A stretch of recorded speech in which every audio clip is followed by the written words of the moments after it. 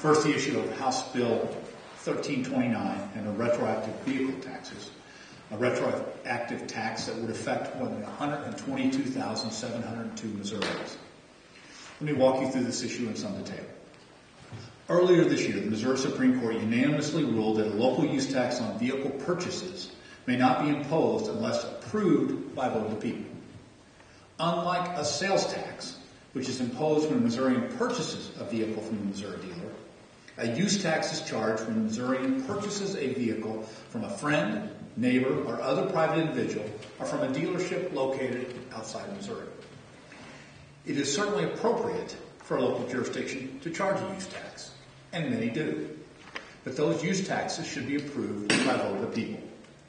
At the time of the court's ruling, 39 Missouri counties and more than 90 municipalities had voter-approved use taxes. Since the legislature adjourned, voters in 2 additional counties, Dunklin and Osage, have approved a local use tax as well. But in other jurisdictions, such as the cities of Laurie and Tarkio, and in Howard County, voters rejected a use tax at the polls in August. In November, a use tax will be on the ballot in a number of other jurisdictions, including the cities of Kirksville and St. Joseph, and Adair and Buchanan counties.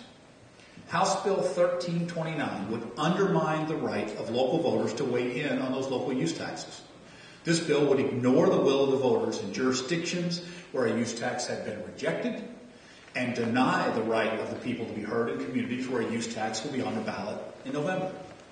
It would also impose a retroactive tax without a vote of the people on more than 122,702 past vehicle sales.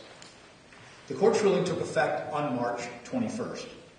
Since that time, local use taxes have not been imposed in jurisdictions where voters have not approved the tax.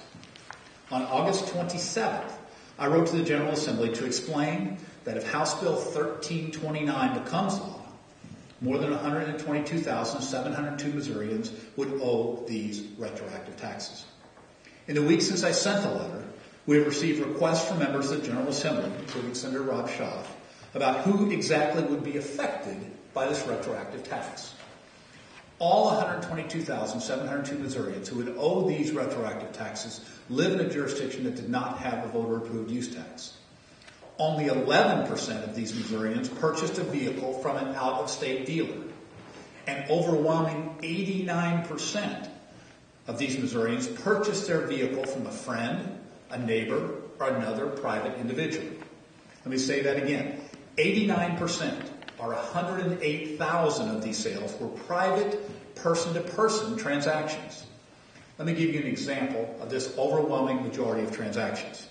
Think of a guy in rural Missouri who bought a pickup truck from his neighbor in a private transaction back in April, after the court's ruling. He lives in a jurisdiction without a voter-approved use tax.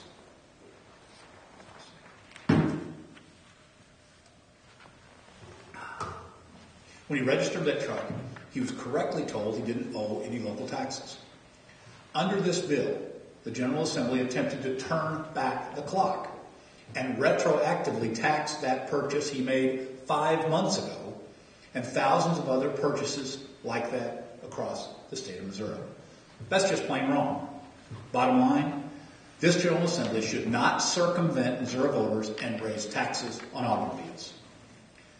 Next, I'd like to briefly discuss the charge I have given to the Bipartisan Tax Credit Review Commission. 2 years ago, the Commission issued a comprehensive report on Missouri's 61 tax credit programs, including recommendations on how to ensure that state tax credits deliver the best return on investment for the taxpayers. Effective tax credits create jobs, promote growth, and strengthen communities. But we continue to see exponential growth in tax credit redemptions. In fiscal year 2005, tax credit redemptions totaled $406.1 million.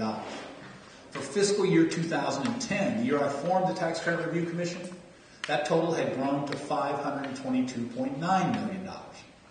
Between fiscal year 10 and fiscal year 12, tax credit redemptions jumped by 20.4% to $629.5 million, setting an all-time record.